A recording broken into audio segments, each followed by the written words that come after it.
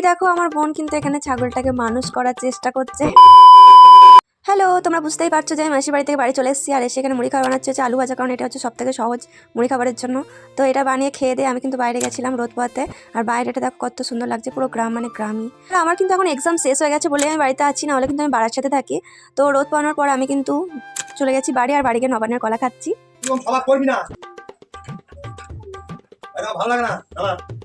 আমার বোন না বুঝতে পেরে গেছে আমি ভিডিও করছি। কে বলবে ও আমার থেকে এত ছোট, আমাকে আবার ওয়ার্নিং দিচ্ছে। আর এখন বসে গেছে খেতে, আর মা কিন্তু আজকে পুরো হালকা পাতলা রান্না করেছে, কারণ আগে দুদিন রিচ খাবার খাওয়া হয়ে গেছে। আর এখন হয়ে গেছে সন্ধে, আর আজকে হচ্ছে এই মাসের শেষ দিন, মানে শেষ রাজভোজনী এই বছরের। আর আমার হাতে যে প্রসাদটা দেখছো এটা হচ্ছে যাদের 4 বছর কমপ্লিট হয়েছে তাদের প্রসাদ। এটার প্রসাদটা আমার মা মাখিয়েছে আজকে।